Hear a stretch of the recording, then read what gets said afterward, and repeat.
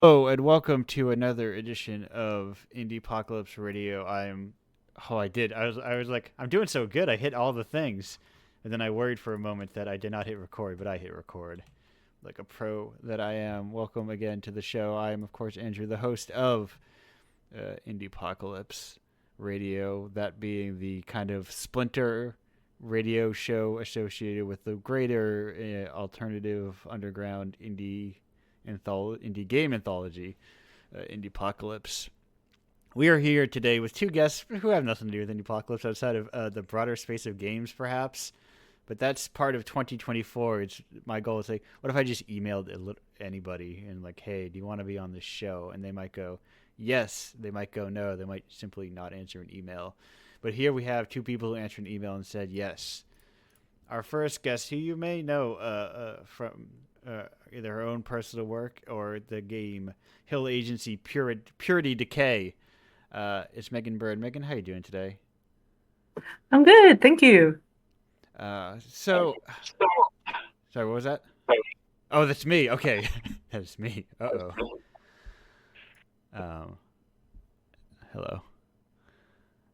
So, in first question, for people who are perhaps unfamiliar, how would you describe Hill Agency Purity Decay?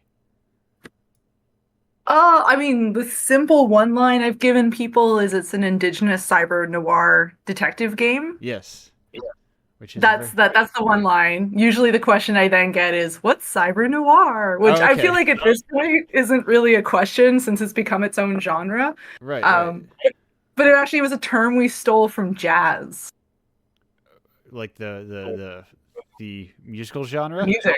Yeah, the musical genre. Apparently cyber noir because I was just like, ooh, throw some words together that sound cool. Yeah, cyber noir started as a jazz sound movement Okay. where you essentially you took traditional jazz instruments and kind of put them through a synthesizer.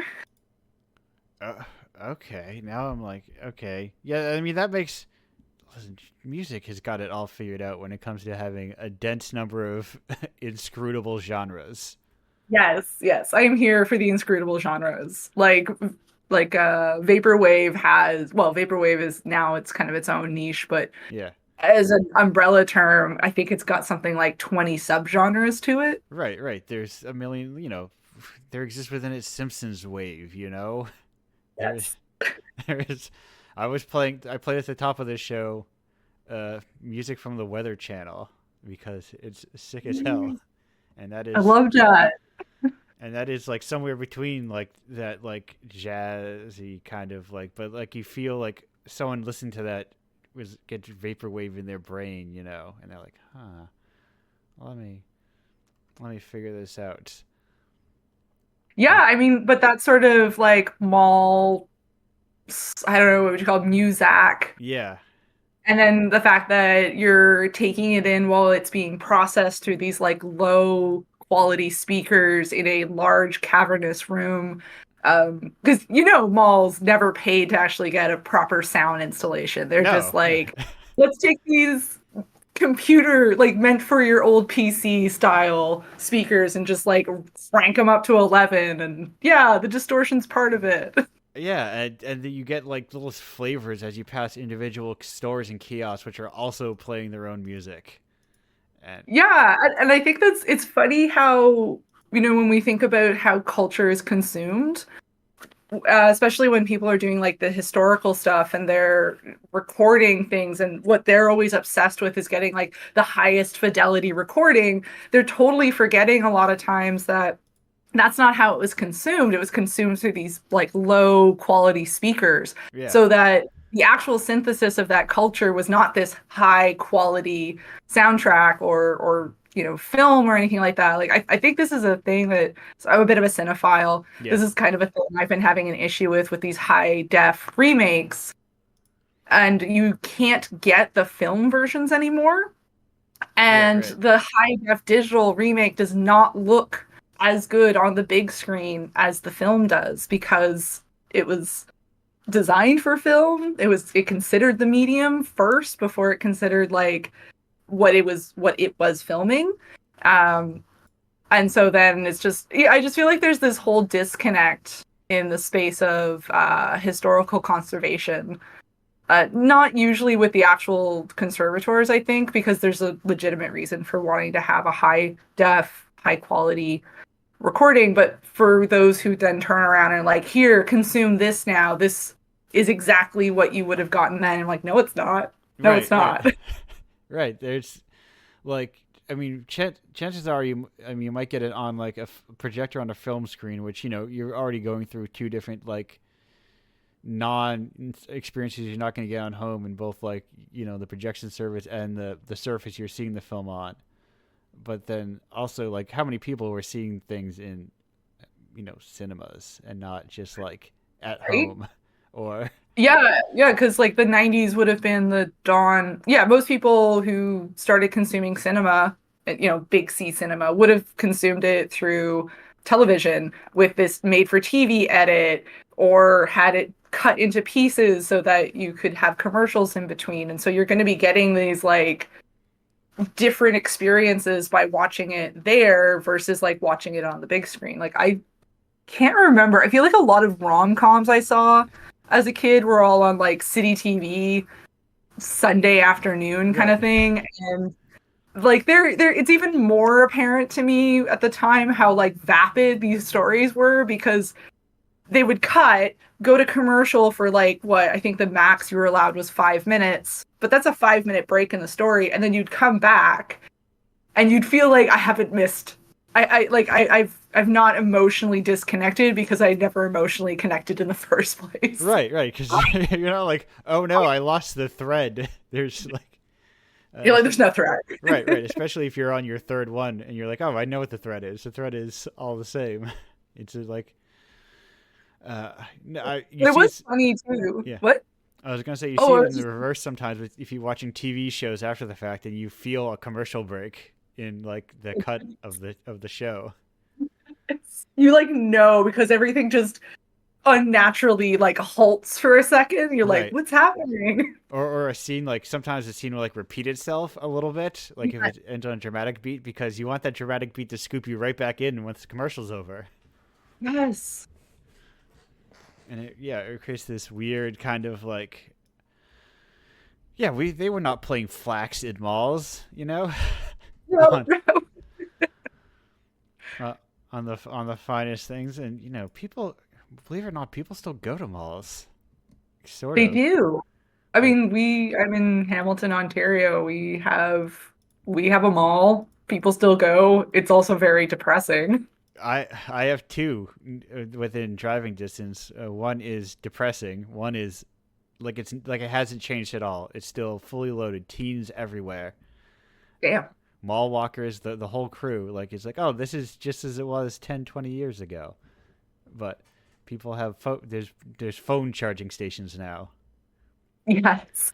Well, And I feel like we have one of those too. So we call it the mountain. It's a plateau. yeah, Yeah, so we've got the mall in the downtown proper, which yeah, is depressing. And then yeah, we've got that big owned by that major chain that owns like basically every giant mall in the entire area or province. And yeah, it always looks good because I feel like they have a mandate to not make it or keep it from looking bad. right. So they always have stores and they always have the latest stores. Yeah, well, the depressing mall had an escape room in it, which I believe is like the death knell of a business. when Yeah. when I We've had got some doctor's offices that have moved in on the ground floor. And yeah. for me, that's the death nail of like, it's not going to be a shopping mall very long. It's going to be like a service mall soon. Right, right. I can't remember when I realized that like, oh, all these escape rooms are in the shells of dead businesses. That's why it's such a viable like business, because it's like, look at Yeah. all these closed businesses. Yes. Like, Yeah. And it's so nuts to me that the mall was designed around, I mean, the mall is very much designed by suburban raised not even like silent generation yeah, that did not understand what a market was. Right. It's just kind of what are okay. What no? This is an important question. What are the flagship stores of a Canadian mall? Would you say? You The know, like flagship. the ones that get the big outward facing, like they are the entrance points. Oh, well, okay, so we've got the Bay, Okay. which is like the oldest company in Canada. It's actually the reason why Canada was colonized. You've got you did used to have Sears, which was the other one. That's gone. You used to have Eaton's. That's gone. So it's just the Bay. Okay. And then of course the Bay has like these like spin-offs, like Zellers has come back. It's like the Bay, but for poor people. Ah, Um, yes. that is kind of how they sold it. I mean, they Right. used like nicer language, but that is really how they were selling it. Then you've got like, so Loblaws is our sort of grocery and pharmacy mega core, and they've got a bunch of businesses. So they also run Shoppers Drug Mart, which is like the major, pharmacy store Yeah. or yeah. So that'll be there. There is always a Starbucks because there's never not a Starbucks. Oh man, what else are the big ones? I feel like those are, yeah, I Uh, feel like those are the big that ones. makes sense because they're usually, in my experience, stateside is usually like department store kind of things. That are like the anchors, and all the little stores within inside are just like where you get like your DVDs and those sorts of Yeah. things. It's It, mostly fashion yeah. stores. Like, so it's always this like rotating, like, there's always too many clothing stores. Right, right, and they don't seem similar enough to one, or seem a little too similar to one another to uh, function in such close proximity to each other.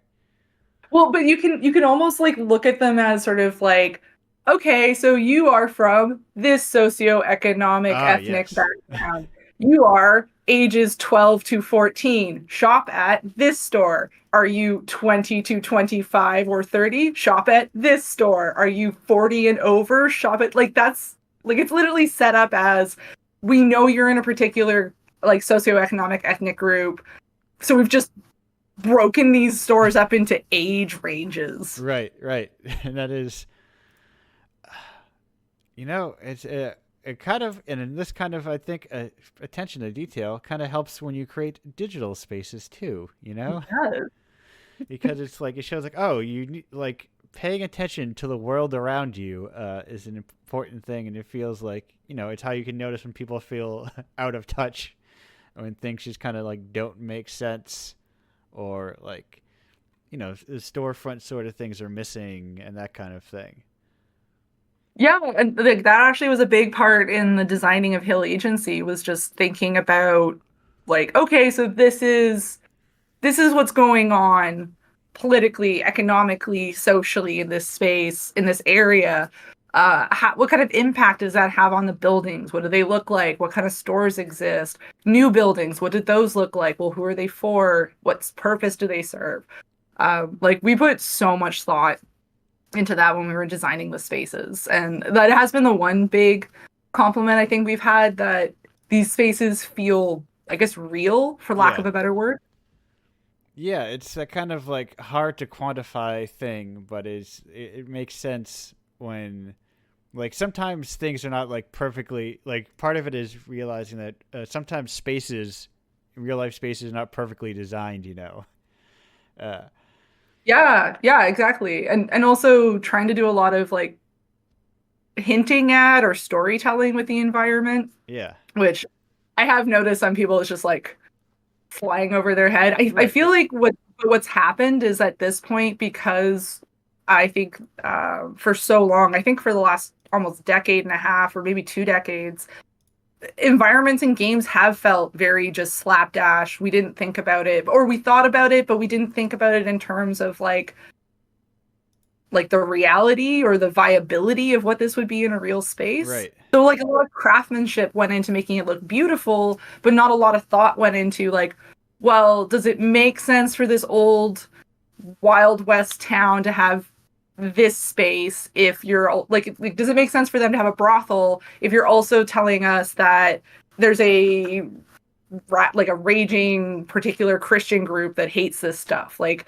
and that hasn't been worked into the narrative, or there hasn't been anything worked into the environment to explain like they're okay with it because it's in this location, especially because sometimes it's like it's right front and center. Right. And then the mayor is like, "Oh, we don't like this stuff." And you're like, "But you allowed it." Like, okay, so yeah, like that kind of stuff. And so I think a lot of people who play these games just ignore it at this point. They just be like, it doesn't make any sense. I'm just going to assume not like malice, but just like lack of attention Yeah. and care on the part of the designers. Or it's like not like a design goal of like, no, we just plop these like buildings that need to exist within a space, and they all are all there, and but it's like their function to each other is not a thing that's like thought about. I'm thinking about cities a lot, I guess, because I'm playing. Oh, hello there. I didn't know you were hidden. Sorry about chat. I didn't know you're hidden down there. You're underneath my Discord. Um, yeah, mostly because I've been playing a lot of Like a Dragon lately, which is like, they use the same space for like 20 years. Yeah. And it's like very clearly like, hey, look, this is like the space it exists in, and this is, it feels like I know it as well as I know my hometown at this point. It's very weird. Yeah, yeah, and stuff like Skyrim and or not Skyrim. Oh shoot, what was the one that came before that I'm blanking on? I was gonna Yeah, call it Elder Scrolls, but that's obviously Oblivion. Oblivion. Yeah, Oblivion. Like that felt like a real place that you could like yeah, you could memorize and the streets didn't feel all the same and you knew where things were just by like because you'd been there for so long. Yeah, like that kind of design kind of fell to the wayside, I think in almost like Search of the Cool Yeah, of but also, we've seen unprecedented levels of exploitation in our industry, which was already bad beforehand, but then you started getting these like pipeline schools that were just like pumping out cheap young labor and like how many times have I heard from people who like got their start making rocks and I was like, well, how many years were you working on that? They're like 5. I was like, how many rocks does a studio need built? Like, are they not keeping like studios aren't keeping libraries of like easy access, so they're yeah. remaking everything all the time. I I was watching a video of something, and someone was like the person was complaining that oh, I can't believe this studio reused this space that was used in like another game or was like used for like a free ass. I'm like, that's the point of like if games want to be movies, they need to learn about don't rebuild every single set, Yes, exactly. And that's how we kind of design. We actually did design Hill Agency that way as movie sets, or I guess maybe when we were talking about it, we were thinking more along the lines of theme park design, yeah, where because you'll know for sure, like in our game, it's locked in terms of where the camera moves and the sort of areas that you can actually get to. So we did have a higher level of control, but also, if a player is moving around and they're able to kind of go like down into things, then we needed to make sure that they didn't just suddenly come into a quote unquote back room style area. So we had to be like conscientious of, designing it almost like, like a theme park in yeah. terms of, it Huh. should feel like a real space, but also we're cognizant of the fact that you're a visitor and we don't want to build every single little thing. Yeah, I hadn't thought about it as in terms of like the theme park analogy before, but that makes like a lot of sense in terms of like, oh yeah, like let's design this and like as a play space, but like a coherent kind of play space. So yes, it's silly that there is a giant castle, then also a pirate place, and then also whatever else Disney has. But I don't know. Trying to a mountain. They have a mountain, right? Oh, there's always a mountain. They must have some kind of mountain. A space mountain. Yes, they have a space mountain. Yes. Uh, but yeah, like mentioned by friend of the show, Disco Graffette in the chat. I think it is kind of like there's no budget for it. There is part of like we have to making the game world, so to speak, takes a priority, I'd imagine, and then making the living world inside of it is like running up against the end of your budget, and it's like, well, Yeah, exactly. we don't have the space to uh, design this kind of like theoretical world that we want. Um, we like because this game has to come out, it has to make money, and it's like, you fools, jokes on you. I don't make any money, and Yeah, I when don't make any money. There's no and money here. when you don't make money, you're free. You're truly free. Yeah, yeah. I feel like that's been Hill Agency. It hasn't connected. I think I'm not surprised. It's apparently too much of an adventure game for visual novel players, but too much of a visual novel for adventure players. Ah, yes, the true curse. Uh, They both hate us. yeah, that's my experience has been. It's true. It's too gamer for art people to art for the gamers. Yes, yes, I have that problem too. Because like, well, you saw it, a night call, which Right. is Yes. yeah, Your was own, your own supposed your to own be personal work even more abstract.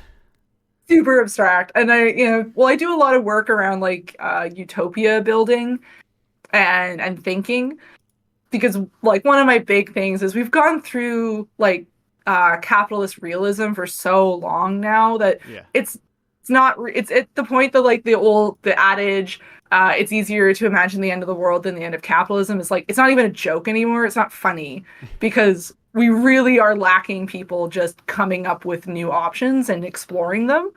And I was like, okay, well, I'm gonna do that. So a lot of my personal work is just building these little environments that take place in a post capitalist, post car world, Yeah. and just kind of presenting them as like, hey, would you want to live here, check it out, walk around.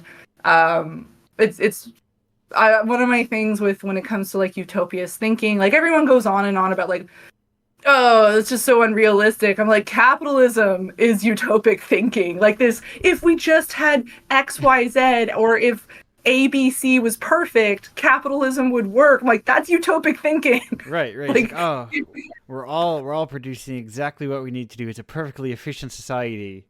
But no, because yeah, it runs into the same problems you would accuse utopias of. It's like, well, what if people don't? What if people are bad actors? Well, that's the problem with capitalism. yeah. Like maybe we should consider people could be bad actors, and how should those systems work? I mean, Yeah. that's a big problem with objectivism too, right? It's like, oh, it doesn't work because we haven't reached perfect society yet. So what you're telling me is we shouldn't be doing objectivism until we've hit that perfect society. And so all this going on about libertarianism and everything is a waste of time. Is that what you're trying to tell me? See, no, the problem is we'll never be perfect. We're flailing animals who think too much. Uh, We are how the universe knows itself. And oh my god, we struggle. I mean, at let's the same time though, I think we need to like give as a species ourselves a bit of credit. We've only Yeah. been doing this like city philosophy thing for like 10,000 years, and we've been around for 300,000. So Yeah. like, we're new to this. Right. Right. I live in a country that's only not even 300 years old, or Yeah, 300. Yeah. No, not 300. It would be 70. It would be barely. 2070. It would be 2070s. Yeah. So, and that's even my own, and I live in the what's the word, the old part of a new country, Yeah. which itself is like, I talk about, oh, my stuff is so old, and people from Europe are like, huh, Ha. huh, huh, what do you mean? And I'm like, it's, I mean, it is called the New England. It can't be that old. But speaking of old, Megan, we got a couple questions here. The Indiepocalypse standby questions here in the chat, or not the chat, but in my indiepocalypse.com/questions, where you send questions. Yes, I can. I was gonna put it later, but I can put it right now as well. Let me find Megan's stuff in a moment. where are my tabs? Oh, I closed all my social media tabs. That's why I can't find them. But while I'm finding these, Megan, what's your favorite type of rock? Are we talking musically or Oh, well, geo? that is all up to you. That's all to me. I mean, my favorite kind of rock in terms of speaking is lime rock, limestone. Yes. Just because I'm really big into fossils and stuff like that, and I love how limestone's basically just the fine silt from ancient oceans that turned into clay and trap things in it. So I was like, and the fact that what I love about limestone is when it's being used, people talk about how delicate it is. It just washes away. That stuff was deadly when it was like clay. So I love that about it. That it used to be very dangerous, then it dried, and now it's fragile as hell. Yeah, that so much of it is you think a lot about rocks, there's a lot going on with those things. And the follow-up question is now this is important that this is not a what, this is a do. Do you have a favorite Toho character? Toho? Oh, Toho. like the animation studio? No, no. This is me running up against pronunciation problems again. The long running Bullet Hell Dojin franchise. Oh no, I cannot play bullet hells. Well, they have other they have like an open license, so there's all sorts of games in that style. But I'll take that as a no. No, I do not. Well, perfect. Well, those questions your listeners will know. That means we've hit the end of our segment. Surprisingly, like I said, that 20 minutes it goes fast. It does go fast. Okay, I will think more about the Toho question Yes. though. I'm gonna go check Okay. first. Yeah. Look at some pictures and be like, huh, which ones of these do I like? In the meantime, I will. we're gonna go on break and we'll be back with our next guest in roughly. Where is my little foobar? Roughly 2 minutes and 15 seconds. Goodbye for now.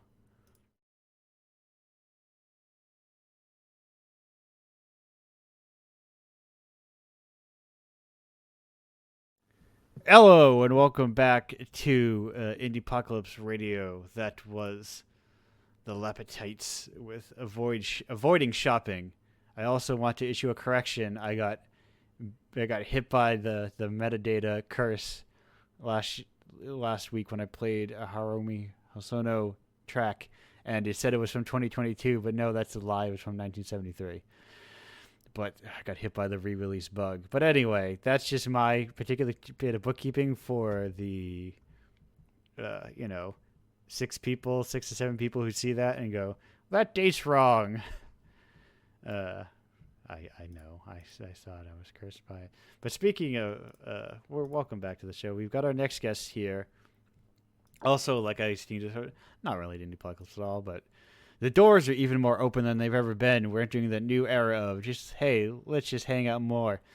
From I don't know the world of games writing, some a fine PC gamer perhaps is a home base. Is Dominic Terrison? Dominic, how are you doing today? I'm doing just fine. Do you have And a yeah, I write for a lot of places, yes? and the moment I just consider myself a super generalist, indie focused games writer. Yeah, that's and the thing I've been thinking about recently, because I imagine you've been in the game for a while, as it were. And I saw something that's like, oh, India's changed in the last 10, 20 years. And I feel like it hasn't, you know? It's kind of I like, or the same. think it's been fairly consistent for the past decade, but before that, the rise of digital distribution has changed the game, Yes. especially like internationally wise. You're right, right. Because now you can easily, when I'm no longer, when you no longer have to send money to a P.O. box to get a game from me, like, and I can just, like, publish it no matter where I live, you get, like, suddenly a bunch of games you would never have seen before. Yep, and I consider it most of my job to help people find the really weird and interesting stuff out on the fringes, because there's more stuff out there than I could ever keep up with. It used to be that I felt I could understand most of what's happening in video games. Yeah. I could do that 20 years ago. Not now. I am constantly darting between scenes and games and trying to like make notes of what's where so I can go back and look at it later. Right. And sometimes I manage to. Yeah, because I think that's also like a very healthy thing for the medium.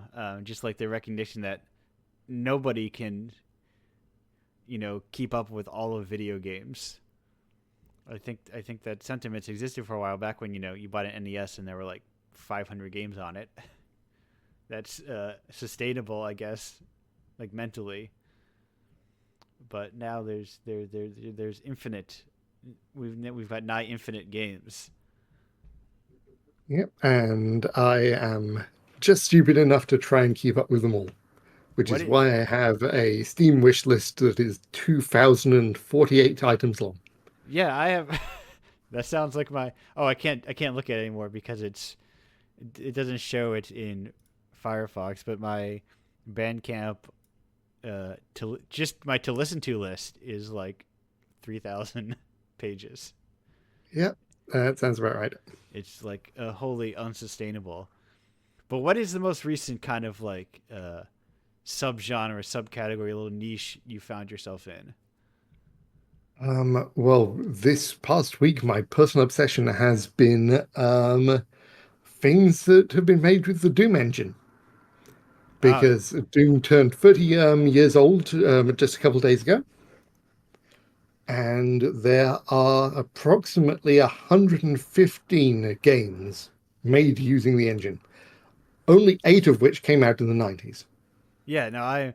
That is like a subcategory that I am kind of like uh haven't dove too deep into, like the Doom mod or just like Doom engine game. So, what are some of your like? What are some particulars you've been getting into? There are an absurd number, but Yeah. like as an example of like just how wild it gets, one of the most popular free ones is Sonic Robo Blast 2, a Sonic the Hedgehog fan game. Yeah. And it Okay. is one of the best Sonic fan games out there. And it has its own mod scene. And the mod scene has grown so large that they've started producing spin off games of it, one of which is a Mario Kart style kart racer, Yeah. which has its own mod scene. Right. That is like the generative kind of nature of open tools, and like kind of especially like the sort of look the other way licensing kind of thing. It just kind of keeps spiraling into nothing, into infinity. Yep, and all because John Carmack many years ago decided that, hey, yeah, let's try open sourcing my work for once. And he did, and we went from 8 games using the Doom engine to 115 over the course of the next 25 years. Yeah, because like as people are realizing, I think increasingly allegiances to engines is not always the most beneficial thing, and also like you can sort of just make a game in any engine you want. Uh, it can just like Well, yeah, the go ahead. fun thing with the Doom tools is they are really easy to learn. Like, if you can just doodle a dungeon map for like Dungeons and Dragons on a piece of notepaper, you can make a Doom level. Like, that is as complicated as the basics get. And then people just get a little jazzier with it and fancier. And yeah, there are like real-time strategy games now using the Doom engine, and there are side-scrolling platformers, and there's VR games, and people have just like built up this familiarity with these open source tools that anyone can like rewrite if they want, Yeah, and just gone completely hog wild in 1,000 different directions. yeah, and that's kind of the weird thing where it's like that's the sort of stuff that persists, in a lot of the time. because it's you see the interest. I mean, that's why there were people working in Doom to begin with. It's interesting. It's like it's iconic. It has a very specific feel to it. Like Doom itself feels in so many, like, despite the shared camera view, how close is Doom to like a modern FPS? Yeah, Doom Doom plays more than anything like an almost Robotron style top-down shooter Right. when you get like down to the core of it. Plus, maybe a little bit of ice skating because Doom's movement physics are famous for being really slippery, and almost all of the derivative games built on the engine over the years, even though they could have changed that, they kept it. So they're famous for games where your character can like slide across the terrain at like 50 miles an hour. Yeah, because there's it's, why it feels like Doom. I want to feel like Doom feels like. It's kind of that feeling. And we are talking to Megan about, like, am I remastering Doom to think of what like the perfect Doom version is, or is you experiencing Doom as it is? There is like that's sometimes when the idea of like shaving off the rough edges of something when you remake it or re-release it, you sort of lose some of what its core personality was.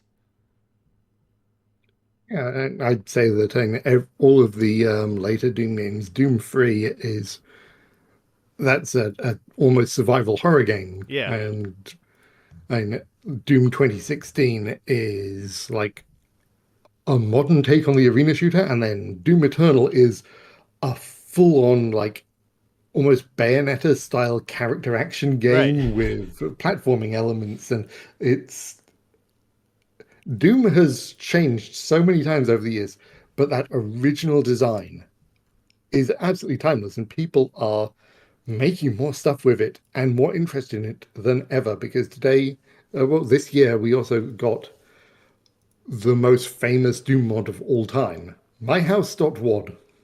Right. Right. And how much do you know about that? I vaguely know about it as it exists, kind of as a thing that where you say don't know about this thing unless you play it. you know. Yes, it is very easily spoiled, but I'll try and give the roughest synopsis. Is that it looks on the outside like one of the 10,000 little projects people did where they remade their own home in the Doom engine because that's fairly easy to do. Yeah.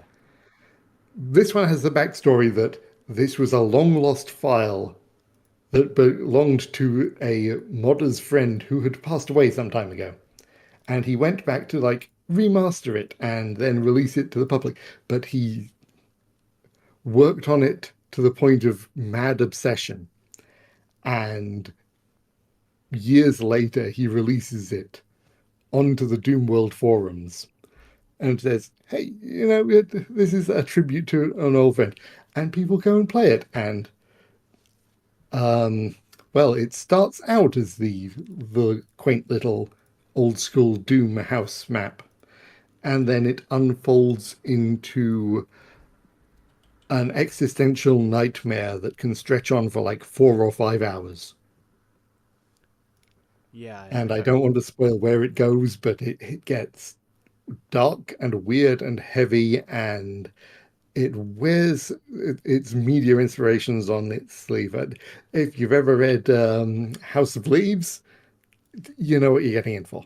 Okay, that is partially what I just assumed that it. In my mind, I like, oh yeah, it's like a horror game, and it's like I bet there's some House of Leaves stuff in there. Anything with a weird house and Oh yeah, it is. It's very specifically inspired by House of Leaves. yeah, and like kind of non-linear or asymmetrical. I don't know, whatever the word is for that kind of non-traditional storytelling. Yeah. But the weird thing with that is that it caught on with the general streaming and YouTube media circles, and suddenly millions of people were talking about it. Yeah. It is the most popular Doom mod that has ever existed.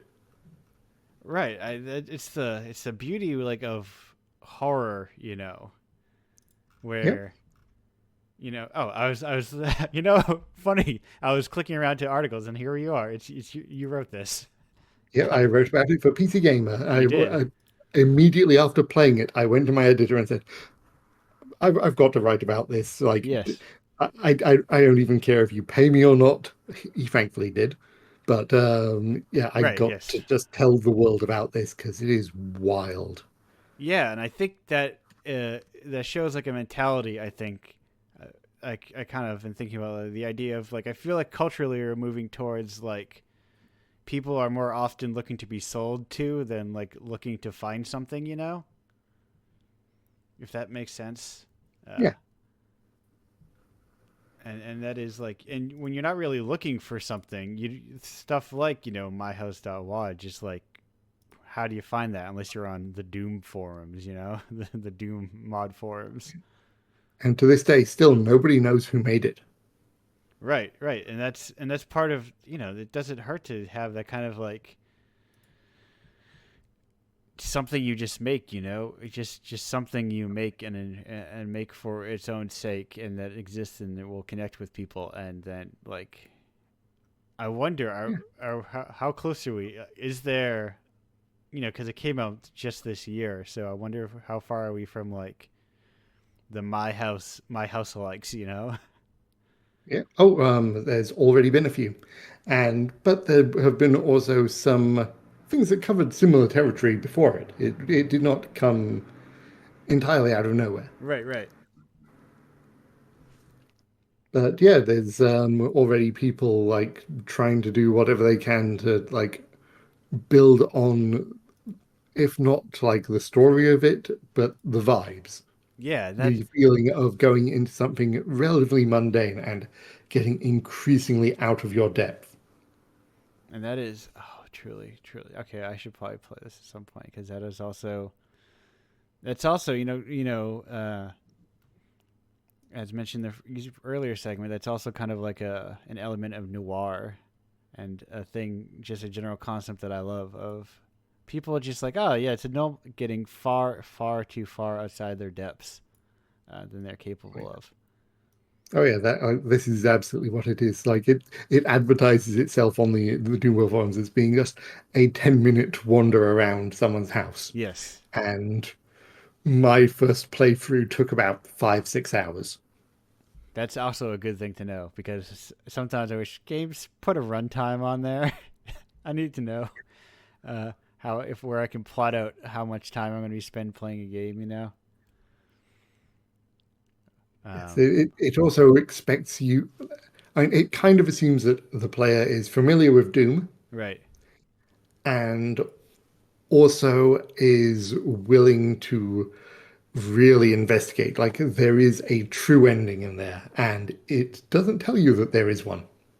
You, Right, right, because there is no indication that there is a bottom to this rabbit hole, but you have to be really dedicated and just get this feel. You need to develop that sixth sense for there's something I've not yet seen.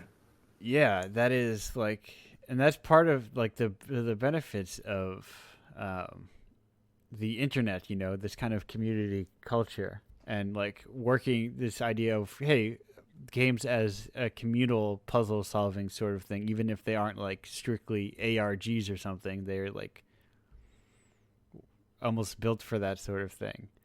I was like, was I talking about last week? No, I was talking about this privately about Draga a lot, and how Tower Draga is very much like, it feels like it's either the cruelest arcade game you can design or like something that is meant to be communally played. Yeah, that is that entire like kind of genre of games where you're sure that there's some kind of meta puzzle there. There's Yeah. threads there that you can just slightly pull. I've always just like kind of referred to that nebulous hole as weird puzzle shit. And I Yes. Yeah. love it in games. Like when you can sense that there is just something beyond the superficial, and if you push on just the right stone, you will find yourself somewhere else. Yeah, and Which, just like there's a whole second layer to it, and you're just like, but no one tells you that, and it's nice to like when you discover that it simply exists. When yeah, it takes a twist or a turn that you weren't expecting. It's the beauty of it. yeah, The and that does bring me to yes.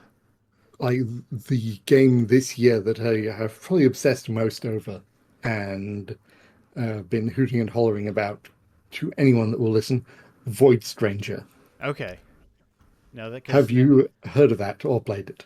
no, I have not, but I know from my vague understanding, it's a Sokoban game, but not quite a Sokoban game. Uh, It is a Sokoban game all the way through. okay, but like not strictly just a No, Sokoban game. there is a lot more to it because it took me, I think, about 50 hours to get to the very end, and I dreamt about this game. I was moving little monochrome Game Boy blocks in my dreams, and even after the game was over, I was still thinking about its themes, its characters, its art, its surprises and twists, and I do not want to spoil anything about it. So if you are okay with like a Game Boy style Sokoban block puzzle, Yeah. just it's a really good simple puzzle game at its core. Like you will get your I think it's $15 at the moment. You will get your money's worth from just on that incredibly surface level. But if you want to keep digging, and it will encourage you to, it will last you weeks Yeah, and and take you amazing places. it's also like that is like one of the what's the word I'm looking for? The core of like games are not like this kind of forward trajectory of like design is not a forward moving path because how long when did Sokoban come out, and like the core of what it is as viable now as it ever was. And there's like um same with like the lo-fi graphics. Like something can be have like these really low chunky resolutions and be the oldest game design possible, but still be a fresh new thing in 2023 because it doesn't come from like what makes a game is, and I guess these disparate parts, but the people making it.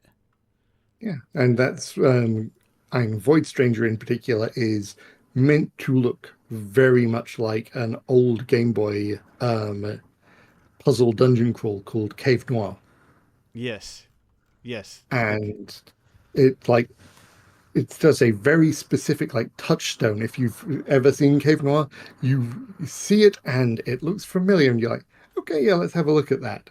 And it plays nothing like that. right, right. It Because Kid is Noir is like a surprises roguelike. all kinda. It's a puzzle Yeah, maze. It's hard to describe it. It's a right, one of a right. kind game, and Void Stranger is as well, but in a completely different way.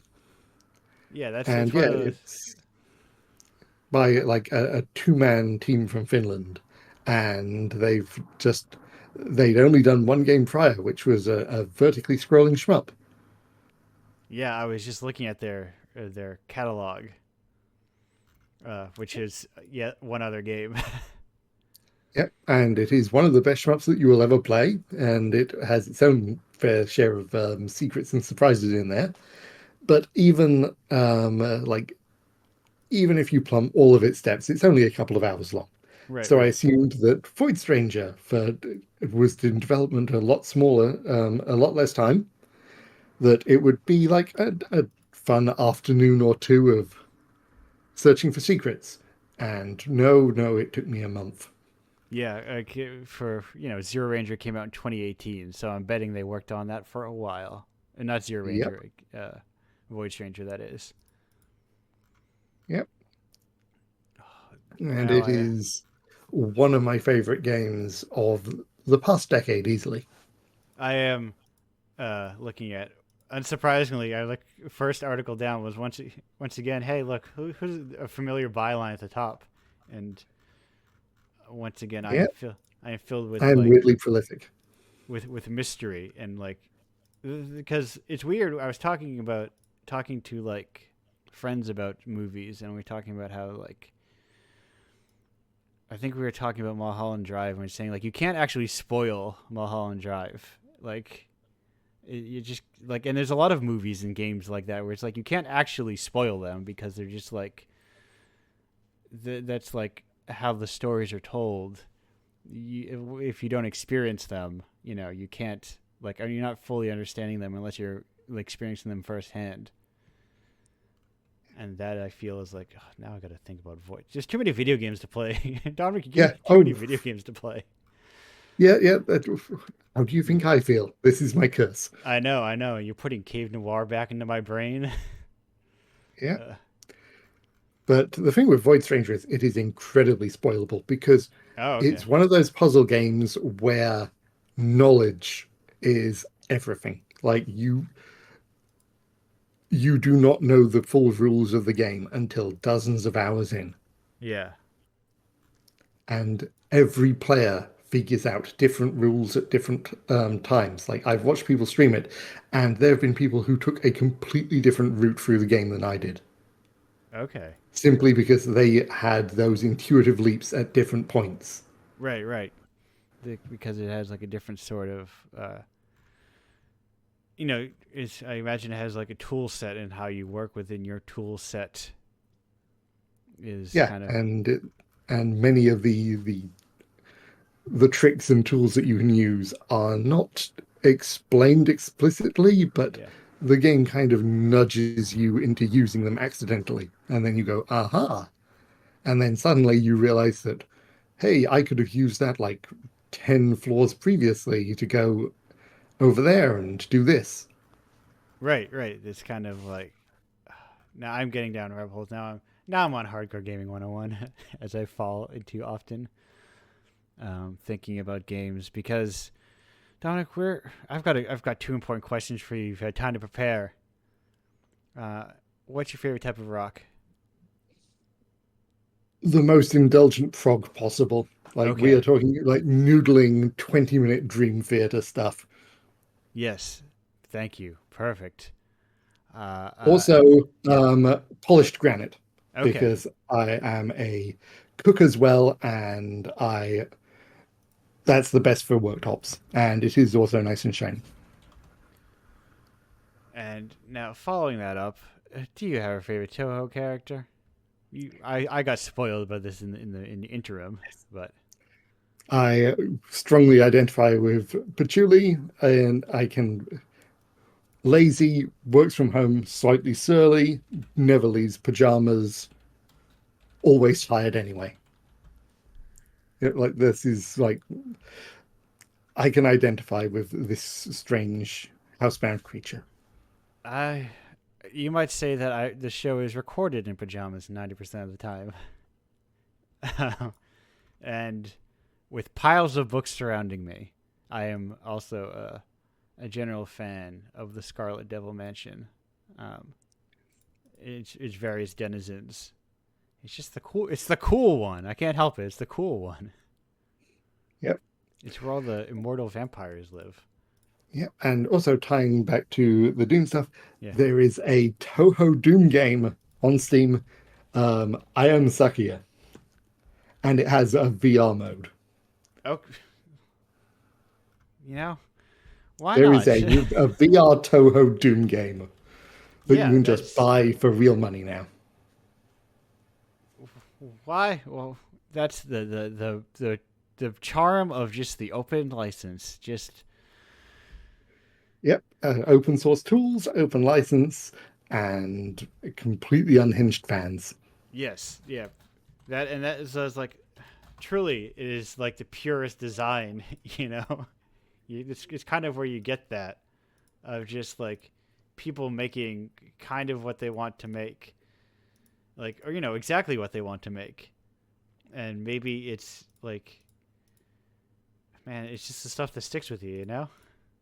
Yeah, I think one of the very first things I ever wrote about professionally was for like a long defunct indie games site, and I did like a crash course introduction to Toho. I'll Yeah, have to dig that up on the Wayback Machine sometime. that is itself like a whole. Do you have for in the chat? Do you have a list of Doom Engine games? You have a thread, I think maybe Yeah, in fact, let me just link that. And here, if you can forward that to the chat. I the will. gym. Yes, there is. It's coming chat words as I speak. And yeah, there's about 110 there. Yeah, And perfect. at the very end, links to a spreadsheet file with the everything in there, plus a few that I didn't feature because they are just like have fallen off the face of the internet. Right, right. I've encountered that a little with like my 15-year-old indie folder. At a time I was like, I wanted to check to see if some of these simply do not exist on the internet anymore. And the case is some of them don't, Yeah, or like they're hard to track down. So it's weird. I wonder how many, you wonder how many people just have games that simply are no longer accessible, just like sitting on their hard drive somewhere. yeah. Well, that's one thing that I really love about the Doom World Forum community is they've got a huge thread of I can't find this old project anywhere on the internet. Does anyone have the file? Could you please re-upload it? Yeah, And they've been running that for years, so nothing is ever lost. perfect. Well, thank you. We're gonna go on break soon. Right. Where's my list? We're gonna go on break for a moment. Then we'll be back with the whole crew. But until then, thank you for being here. Uh, Glad back to be here. in like 2 minutes and 58 seconds. Bye for now.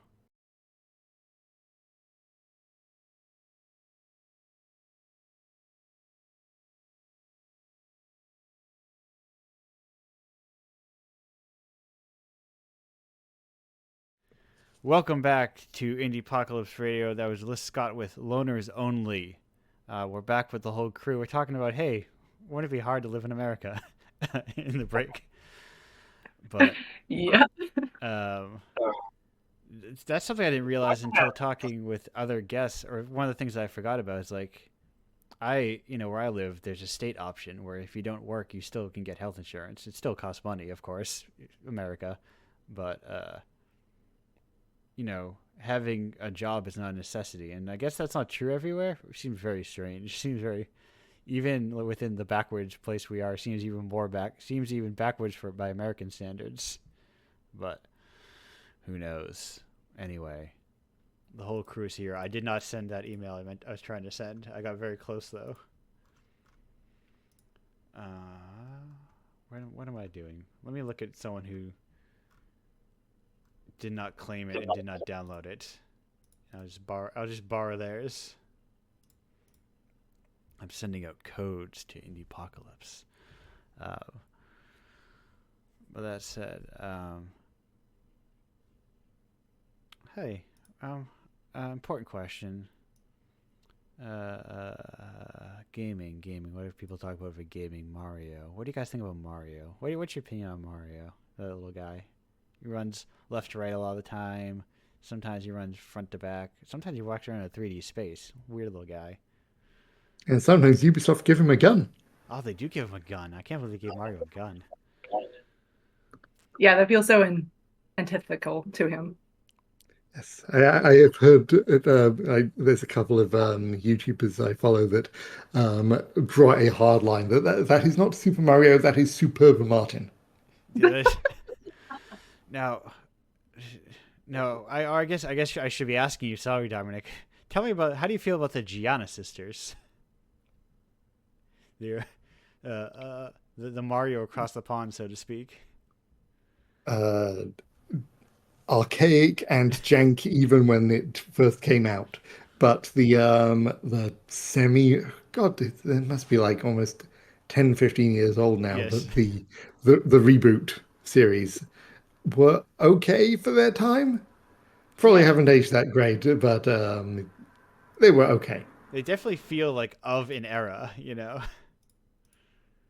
when you're Yeah, like, that early indie boom.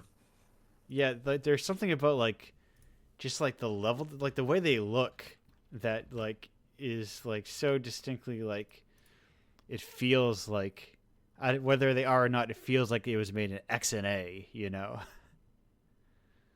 it Yeah, just is. there was this kind of ever-present layer of jank in so many of those um, kind of indie resurgence 3D games.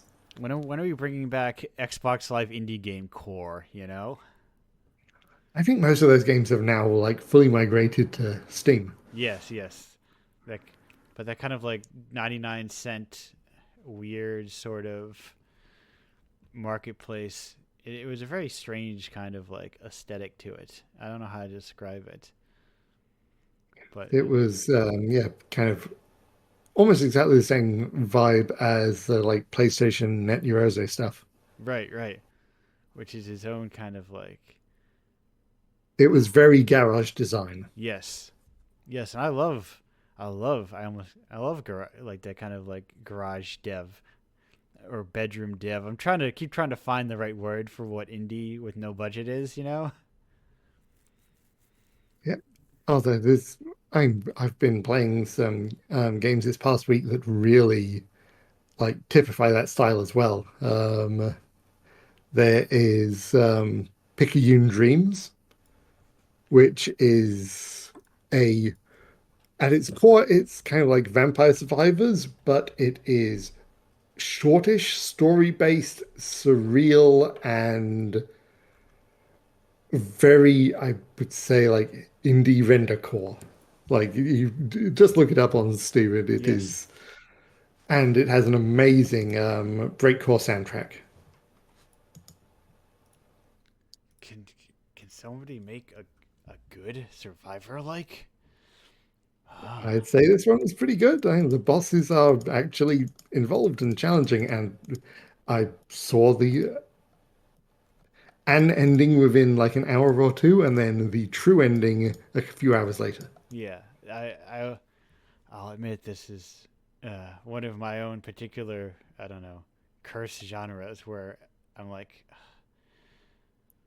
I don't normally vibe with them myself, yeah but this one I completely finished. yeah, okay because I also I mean a lot of my issue besides like the kind of like ramp up sort of slot machine is like I like twin stick shooters and this none of them justify not being a twin stick shooter 90% of the time. Like it's like what if we made this thing but it was worse? And I'm like I'll pass.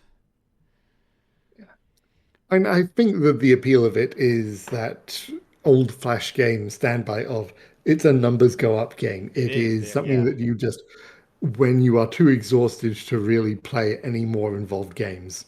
You want to walk around while numbers go up and you watch a TV show on the side. Yep, and absolutely everything explodes every second. I love this. I love the look of it. It's got a hell of a look. Yep. And it's the story is kind of inspired by, I'd say, equal parts Yume Nikki and Cruelty Squad. Okay. It has got a good look to it, but I am going to stop looking at. Oh, it's got a publisher. Wait, what is this? Who? What Yeah, are they? Two Left Thumbs are Yes. like a micro publisher that have just Yeah. recently started up, and you just have to look at what they're publishing. They do the most garage indie fringe stuff.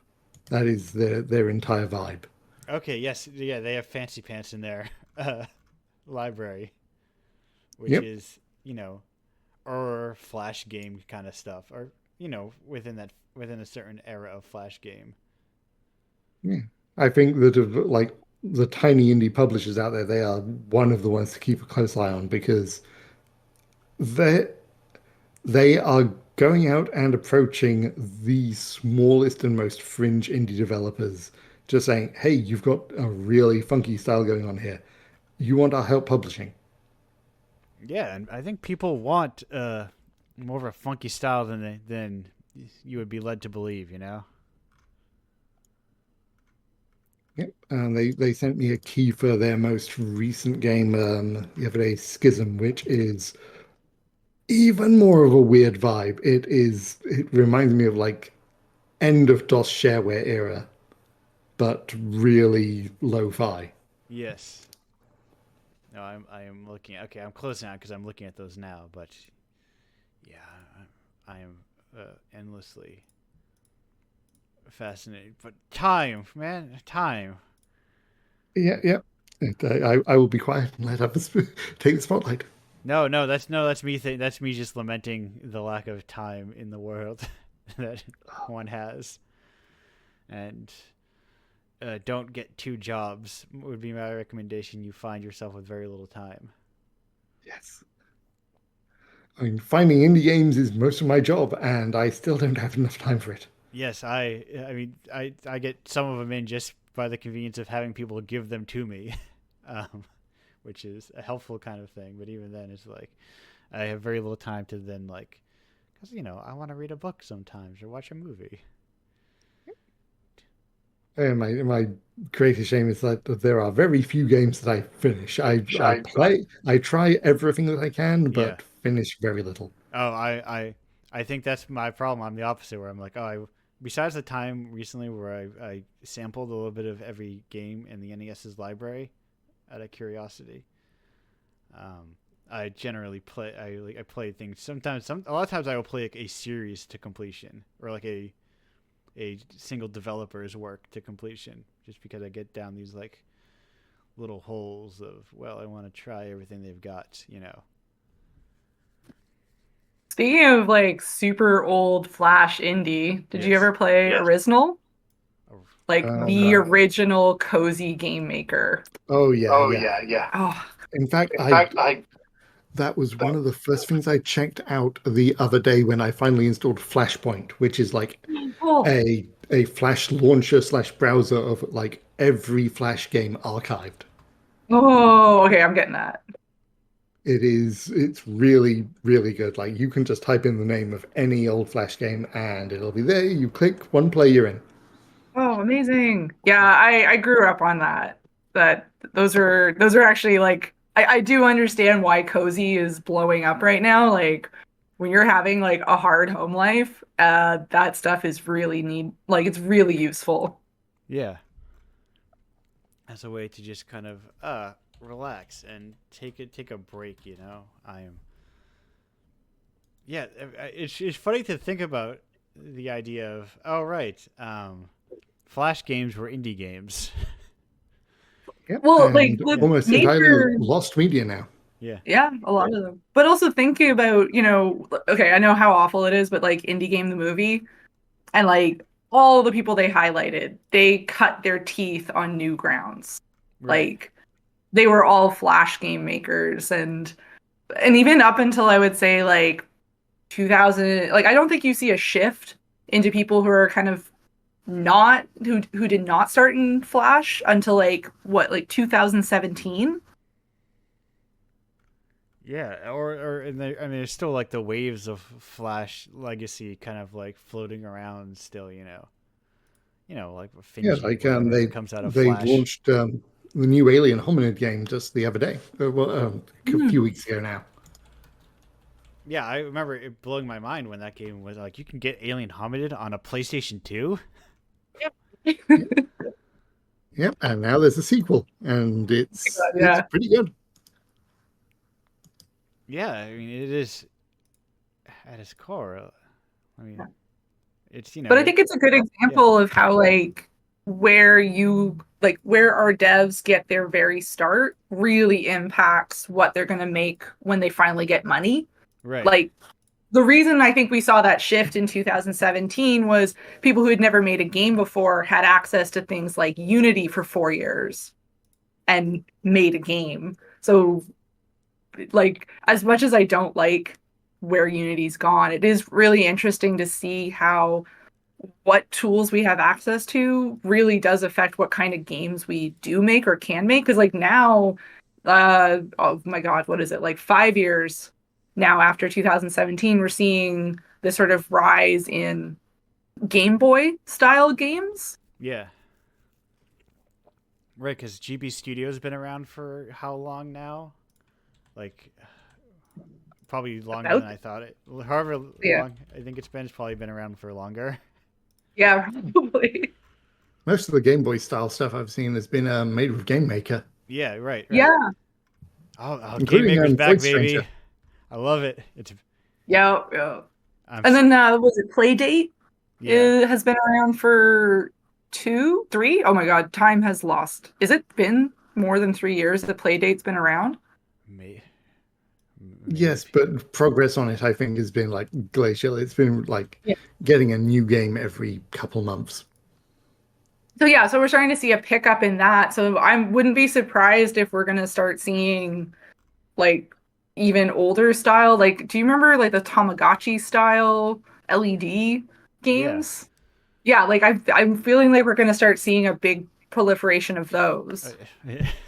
Funny you mentioned that. Uh, the project that I'm working on right now features an LCD style game with inside of it. Love it. Um, we're doing like I can talk about this thing. It's not, there's no embargoes or anything. We're making like a. I'm working with. Is his cover coming up soon? I think his cover's coming up soon on the stream, maybe. I'm working with John Charles Holmes on like a fake, um, like retro collection for a company that never existed. And the first thing he's making Oh, for it is like an old LCD kind of game, like Game and Watch sort of stuff. Nice. And that is kind of like, yeah, no, there. I think uh, uh, the possibility is like ever increasing. Because I think like the graphical fidelity is so like prohibitive, you know. Uh, it like expands the scope of, or like the how long it takes to make games by such like an unnecessary length for, I guess, what you get out hmm. of them at the end. Well, I feel like we've hit the point of diminishing returns. Yeah, So I feel like we're getting very close to the point where we could start creating like I call it stable tech. yeah, Yeah, where yeah, essentially it's like yeah, it's a computer that will last for 100 years, and the graphic fidelity, like yeah, sure, we could keep investing in upping it, but it would be like a percentage of a percentage. So what's the point? right. How much is this game improved by the fact that it models individual strands of hair? You know. Right. And I think also because there's been this obsession with graphic fidelity that there's been a lack of innovation in areas that matter, like crowd production. Like crowds in games are such a huge problem that still haven't been solved. Right. You still And you still have the giant a bunch of marquee like poster boards of people sitting in crowds. yeah, working on that, like I don't care if I can get a million strands of hair. Like when the ad for Unreal 5 came out, and I was like, a million polygons? I don't need a million polygons. I need crowds. I Right. need multiple animations to function in a room without exploding. Oh my God. Yeah, there's Like that's like, oh, sorry, go ahead. I'm just gonna say like that's like the great dichotomy of games for me at the moment is like the one expensive fancy thing I own is a really high spec PC. I can run Cyberpunk 2077 at the ultra max settings, 120 FPS. It looks absolutely stunning. My favorite game of this year was a 1-bit Game Boy style Sokoban puzzle game. Right. Like I think that's the other thing too with the diminishing returns is also in terms of we can go back and forth now in terms of fidelity. We can downgrade and it still works and it's beautiful. And now I feel like we're moving into an era of, yeah, that's nice that it looks like a real person. I really want to go hang out with these characters that remind me of, a game I played in the 80s. Right. Or these people that, or these characters that feel like real people, even though they don't look like them. Yeah, and like I think we're moving away from, I don't know what it was. I probably a lot of it, probably most of it comes down to just so much of the industry was dominated by what buyers, like in the big stores, thought was Yeah. good and would sell rather than what audiences themselves actually wanted. And then it almost felt like PR and marketing was taking in what the stores were saying and buying and then turning around and almost like convincing the audiences, no, you want these characters to look like real people. You want more graphics because reasons. And now, just because of indie games and the fact that it's so easy to get at so much content, people are like, no, I actually want stories. I don't care about the art as much as I thought I did. I Yeah. care more about, do I feel like I connect with these? Like Thomas was alone. They're just shapes. And yet Yeah. that was such a big game at the time. Right. Well, The just look at the meteoric rise of the Steam Deck. Like, people Yeah. want a gaming PC that they can just like download and play smaller games on. Yeah. No hassle, just go. Right. I wonder how much of this, and I think about it, is like the fact that we have platform holders, selling consoles still, um, and how much that dictates it because they want you to buy another console in 5 years or whatever. Mm-hmm. When it's like I can't remember the last time there was a press conference for different Blu-ray players, Right. or like, oh, we've got the best CD Walkman, you know. Yeah, and I think especially with the rise in right to repair, Yeah. we may start seeing more people have basically being able to make their home version of these consoles, and most likely are going to rip the software off of something, and so you're going to start seeing people take more investment because I feel like this is the other thing, right? With these industries being so consumed with the idea that you need to be constantly consuming and throwing out and buying new, that they have no interest in taking care of their sort of libraries of their games. But like individuals care about their libraries, they care about their records, they care about their movies, they care about their games.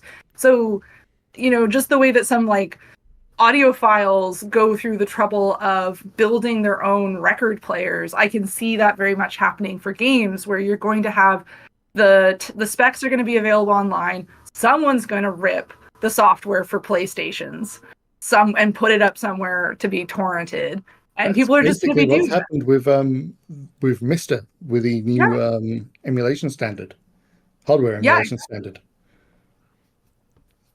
Yeah, that thing's Because getting kind of like more that's exactly powerful what every you were day. describing. yeah. And it's exciting too because I mean, and especially for a lot of like, I'm really big into art, art. Oh my God, was it preservation Yeah. and fixing? I can't restoration. That's the word I wanted.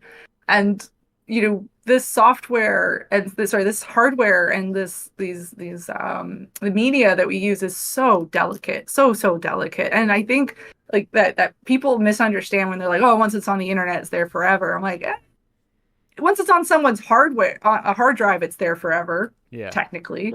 But no, the internet's incredibly fragile. I was just talking to somebody about, have you seen the XKCD illustration of like the basically how the infrastructure of the internet is set up with that like one little shack in the middle of nowhere, Arizona, that's holding up like a huge important pillar of the entire internet, and it could just go down one day because it's being maintained by a single person.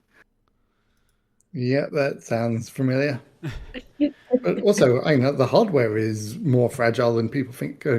Like the Yeah. original Xbox, there are very, very few of them in active circulation now because there was a capacitor on the main board with a nearly 100% failure rate. And if you try turning it on, that capacitor will basically melt now.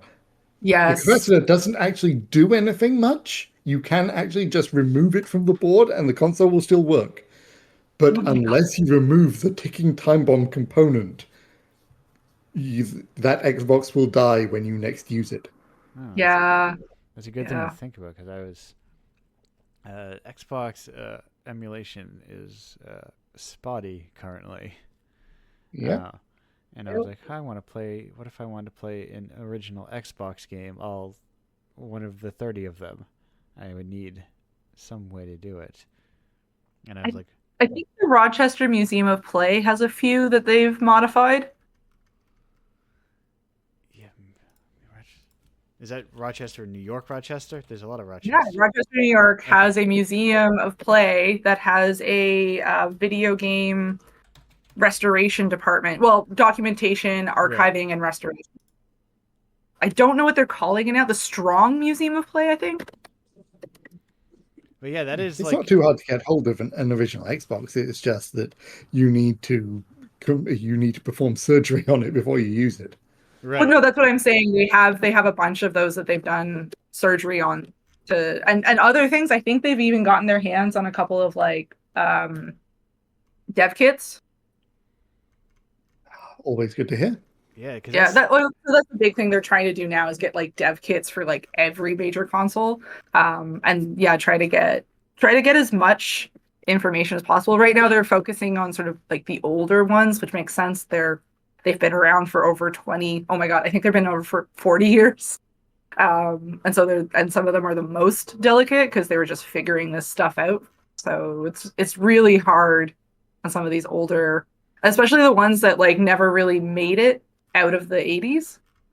right. Because there's mountains of failed consoles. Oh, That you there's just I feel like people don't appreciate how many failed consoles, how many failed audio media systems there are. yeah.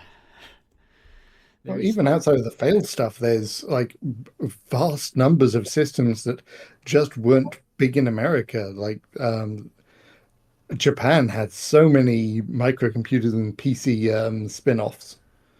Like right. the PC games industry in Japan in the 90s was enormous. It was just almost entirely out of our field of view.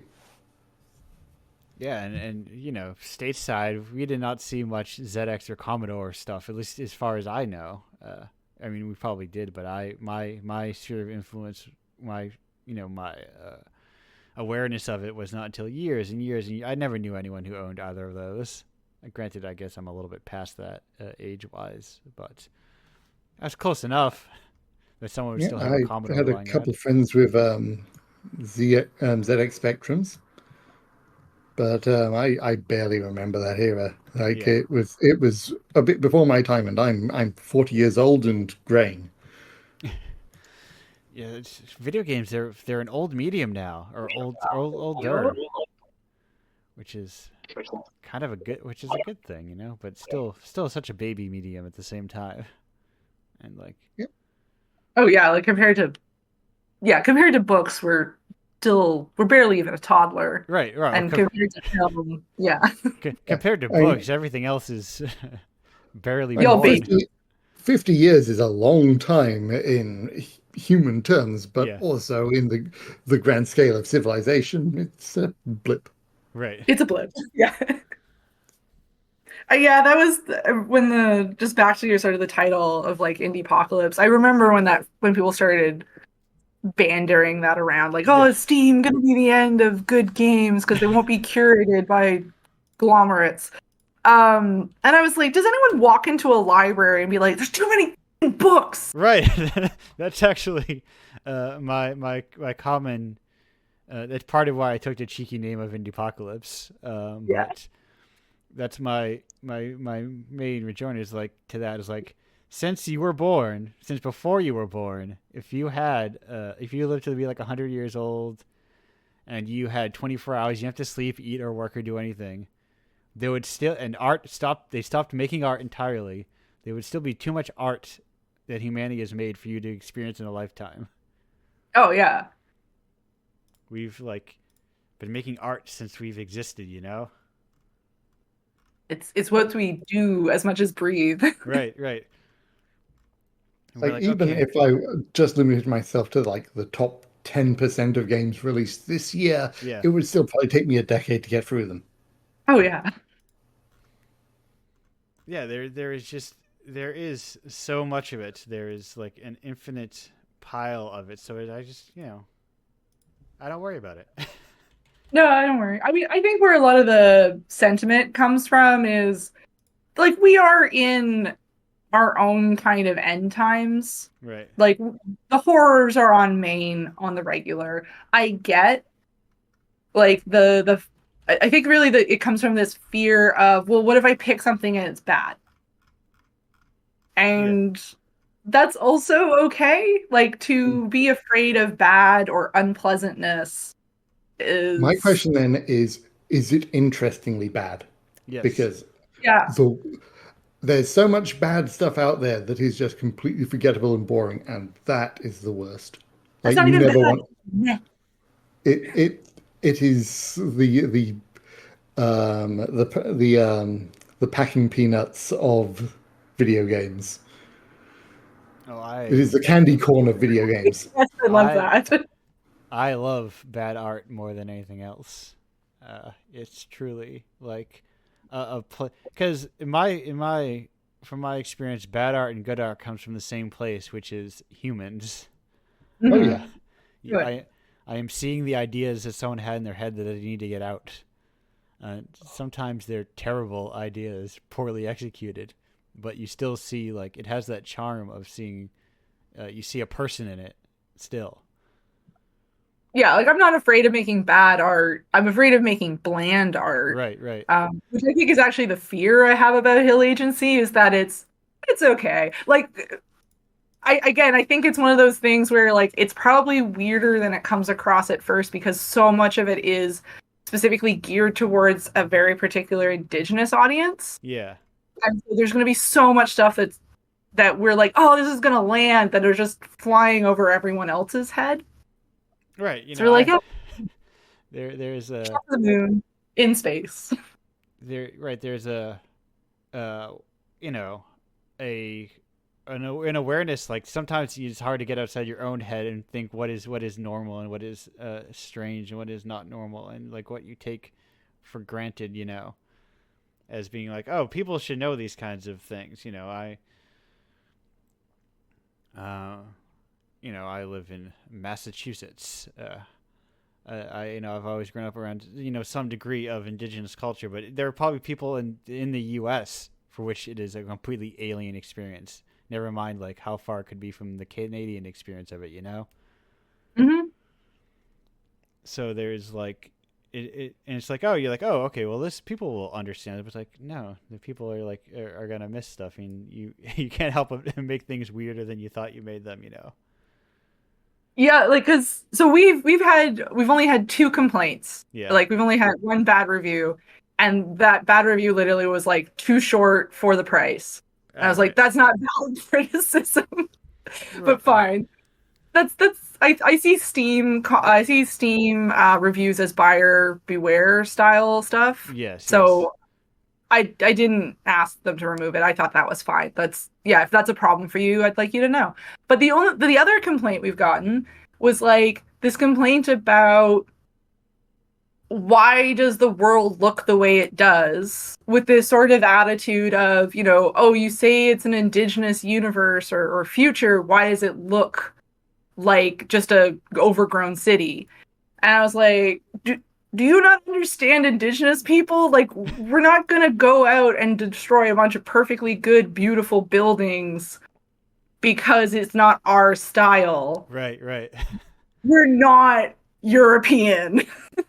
And like not a monolith. Yeah, but even kind of like in that non-monolith, like even within there are very few. I don't think Yeah. there's very any. And the only reasons that there would be an indigenous culture to this continent that would have to tear things down is because it's not safe, it's not healthy, or it's interfering with something like animals getting through or the water or something like that. So there are legitimate reasons to tear down a city. Yeah. Like Toronto is a good example. It's getting in the way of the salmon used to come all the way up through very many rivers into Lake Ontario and up into sort of like the what we call the mountain escarpment area. Yeah.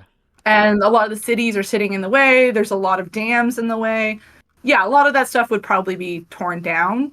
didn't really have the budget to go into that though I would have loved to. Right. No, I was showing friends recently the salmon tubes, you know.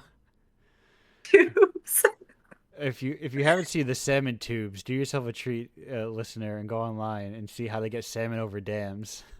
Which is Yeah. it's such like, well, I guess this is our solution. Which Loads is of Wait, fish yeah. cannon. It's our solution until it's such a point where stop using these things. Which and a lot of dams were like in Canada, I can't speak to the States, but in yeah. Canada, a lot of dams that were built were two things. They were make work projects. Right, right. They're not necessary. Or they were literally put in to flood out a reservation. Like they Right. were specifically designed to harm people. So we have a lot of dams in Canada that could just be torn down tomorrow and literally nobody's life would like nobody would lose any electricity, I guess Yeah, is the way yeah. I would. Nothing would fundamentally change. Outside Yeah. of, oh, there's not a dam, there's water in a different place than there used to be. I don't remember there being a river through my town. Well, now there is, Bob. Yeah. And there's no reason that you have to remove the fish cannon while you're at it either. No. No, That's just like fun. Keep it there. The fish enjoy it. I think they do actually. that it's a thing that I think about. Like, what is a fish thinking when that happens? Like, do they have the knowledge that they're going launched through a giant cannon, or are they just like, this is just like a weird little tiny river I'm going through? Or I wonder if they just think they're really strong and powerful. You're right. They do jump. Salmon jump. So they're like, I am the best salmon ever. Oh, I am jumping across the entire sky, over mountains and over dams. Yeah, I don't No know. water Yeah. can hold me. Woo. All the more reason to keep it. Yep. Yeah. Just put them Dump it everywhere. down, keep the fish cannon. Yeah, I think about how animals perceive us a lot. Um, Annoying. I know there's Yeah. a lot of large animals that find us annoying. I Yes. mean, there's a reason why orcas attack.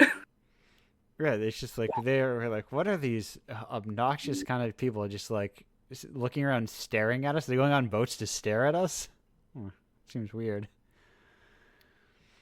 But yeah, they're oh weird Oh man, little. did you Yeah. hear about somebody made up an article saying that hard rock music kept orcas away? And so a bunch of the yachts started playing it, and it just made it easier to pinpoint where they were. No, I did not. But that's people also forget, we're animals that think a lot. Doesn't mean we're not the only smart animals, who can reason Oh yeah. things out. No, orcas are crazy smart. Like they'll actually so it's interesting depending on the area. So up in like the BC area, young orcas calves are taught by their mothers to go get a human on a kayak if somebody in the pod is in ill health or danger. Oh, because then like the human will be like, there's the weird like the animals developing the relationship with us in the same way that we desire relationships with every single animal is. Yeah, well, yeah. Like they're the thing about North America, well, not just North America, the whole continent, like people don't understand is like so people have been on this continent, we now know through archaeological digs for over 30,000 years. Yeah. And the entire continent, north and south, was a giant garden. Like that's why when everybody came in, they're like, "Oh, it's so beautiful, it's so perfect." It's like, yeah, a lot of hard work went into this. Right. And it's the same thing with the animals and the relationship with the animals. Like one thing I keep pointing out to people is of everything that is indigenous to this land, it's either food for our food, materials for building, clothes, whatever, or medicine. Nothing here is not useful because it's been tended for over 30,000 years, probably longer. We don't 100% know yet. A lot of times because just weren't allowed to do archaeological digs Right. in North America the way they do it in other countries. Or sometimes you'll just dig and like, you can only find sometimes just stuff returns to the earth, Yeah. and you just. But yeah, we found structures like so right now I think the oldest structure is a 10,000-year-old medicine wheel, which was like quite large, took up a sizable chunk of a field. And I think they've also found evidence of like fire pits and stuff that are over 30,000 years old. So like we are finding out this information. But I mean, we knew this. Like the indigenous people knew this. We had Right. these stories. But yeah, we've had a relationship with all the animals. Like one of the big things, like I highly recommend checking out Robin Wall-Kimmerer's Braiding Sweetgrass if you're interested in more of these kind of relational and relationalities. But like one of the big things is yeah, that relationship with orcas, which would work in tandem with the people there to herd fish, and then would get a percentage of that fish out of it. And then also yeah, like if a calf or a mother or a father was hurt, they could go get a human on a kayak and they would come out and they would like tend to these animals. And we still do this to this day. Like there's an entire veterinarian wing in BC dedicated to sort of like sea mammals and sea animals. So like we maintain these relationships just in a could be in a better way, especially Right. because a lot of the stuff that we should be doing, like one of the big things is, and why California is constantly burning, is we're not allowed to do controlled burns. And that's a huge factor in keeping the land clean from this like underbush brush. Yeah. So yeah, there's like a lot of stuff that we could be doing better. But it doesn't make enough money though, Megan. It's just It doesn't. the education camps. No. That's the I mean, the curse of it all. Yeah. to, It's like to Yeah, quote yeah.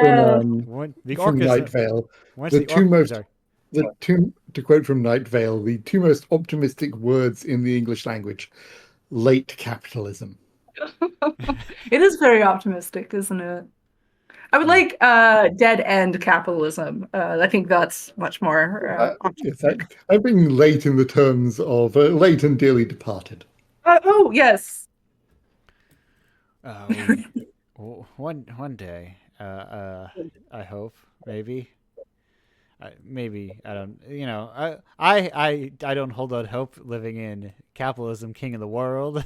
um, from myself personally, of course.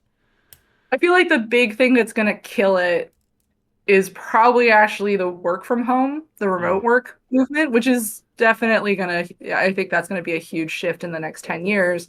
And then so that doesn't that itself is not gonna kill it. What that's gonna do is basically kill the car, or rather not the car, but the commute, yeah. which is why most people have to have a car, which I Yes. love that like companies get to offset so many required costs onto their employees, like having a vehicle, paying for parking, paying for gas, insurance. Like, Oh should not yeah. the business pay for that? If I did not have a car, the closest place I could physically get a job is like 20 minutes away, almost Yeah, by and so foot. then with remote, Yeah. yeah, so then with remote, like that becomes eliminated. Then, oh, well, then what happens? Well, somebody starts realizing I don't want to go into town to go to a coffee shop. And they're like, you know what? I'm going to start a coffee shop in this neighborhood. Right. And that's kind of how it changes. And it probably is going to be one of those situations where you're like, it's never going to change. And then you turn around and you're like,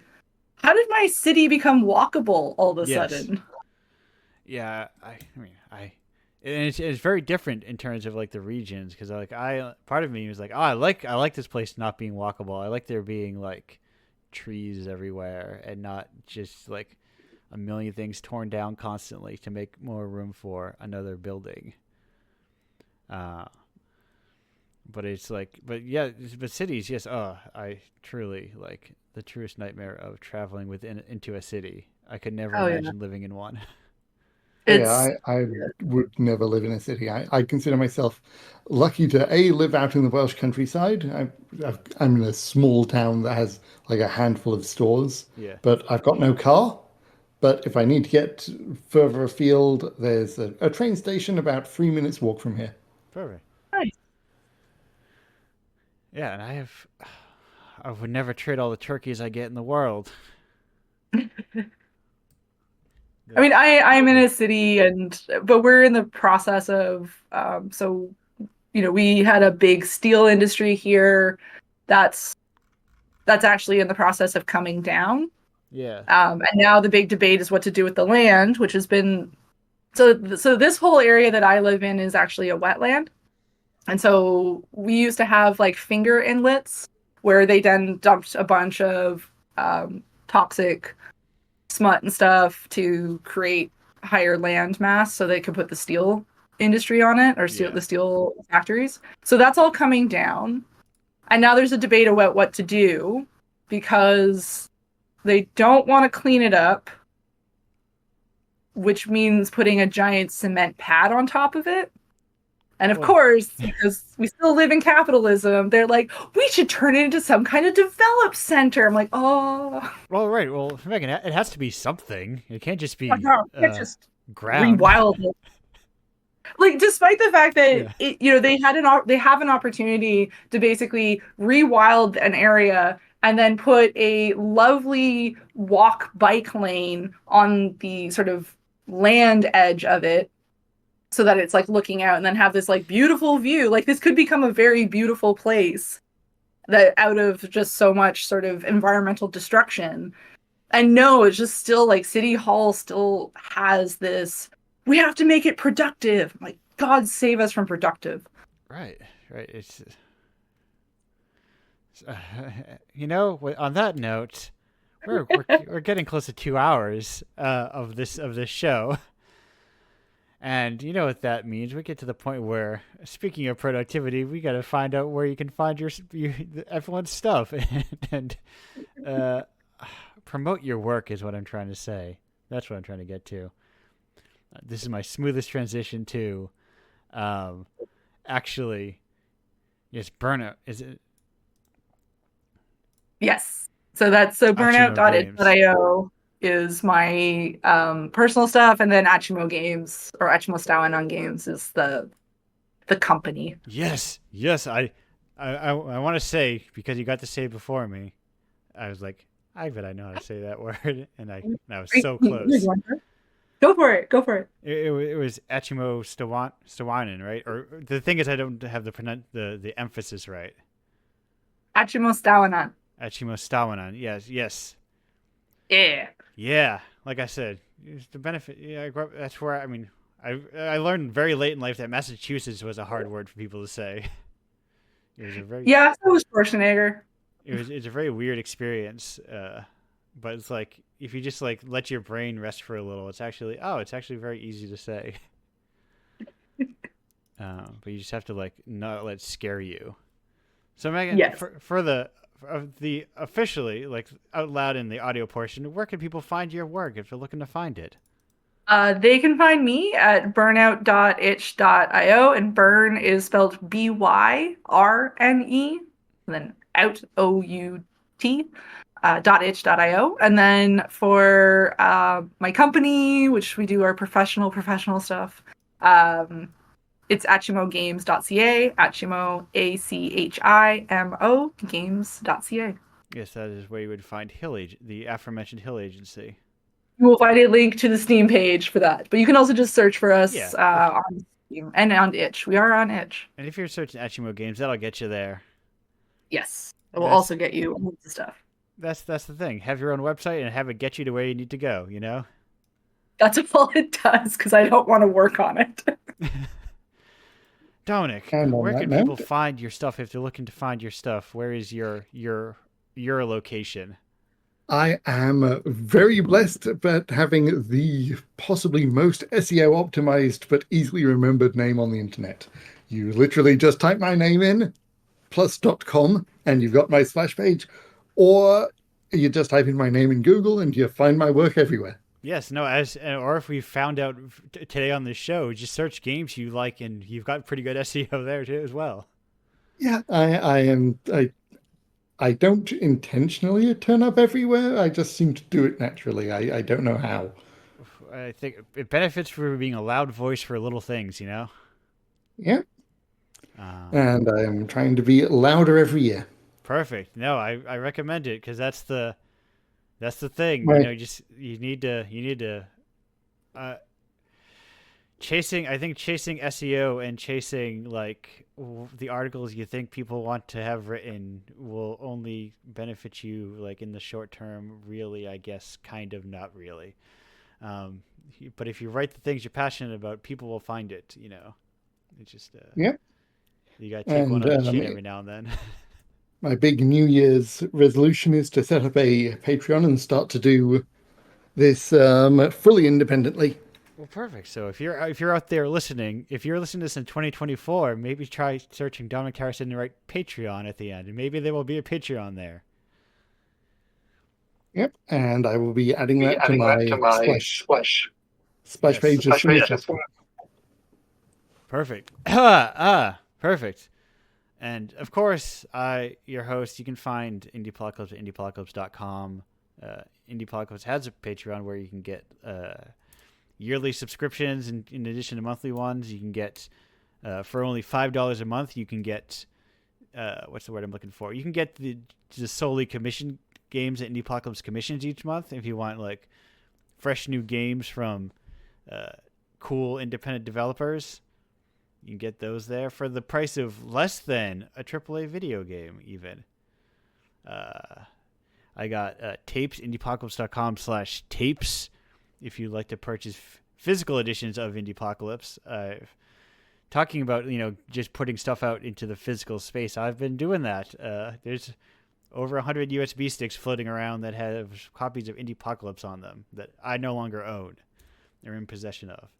And those will, sit around, theoretically. I think that's a cool thing to do. I think indie devs, keep an eye on me. I think I've been beating the drum of hey, get your game out physically, and now I'm just gonna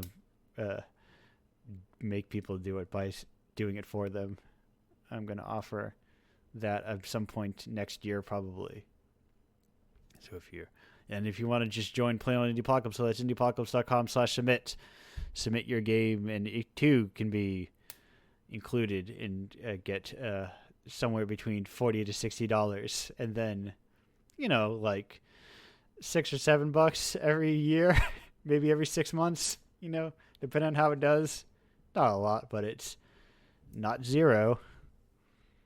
And spreading the word increases that exponentially, or not exponentially, but the more you say it, the more people get it, the more that money grows, and then eventually, indie anthologies are never a sustainable source of income. But if there's a successful one, maybe more people will make more consistently, and then maybe no budget garage devs can submit to 6 anthologies over the course of a year and make I think I want more devs to make short story collections, quote unquote, short game collections among their various little short games they make. That's only because I stress about money and don't know how to worry about not having it anymore. So I guess I think about that a lot and project that onto other people. But maybe you don't worry about that, and that's cool. That's it, I think. I don't think I have anything else to say. I think I hit all my URL extensions.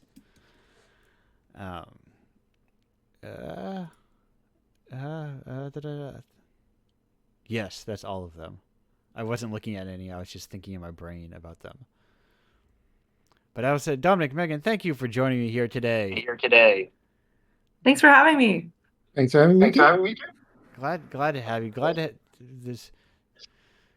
to do this show. It's a fun thing as I close out the 4th year of doing this show or 3rd year of doing this show.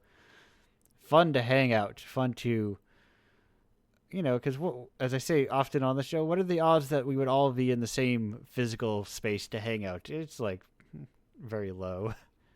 Probably. What's a pity? Increasingly approaches 0. But on the internet, you can get anyone together in a room and they can just hang out. It is true. But that said, I'm finding Fubar, giving one last farewell as I transition to the outro song. Goodbye, everyone. Bye. Bye-bye.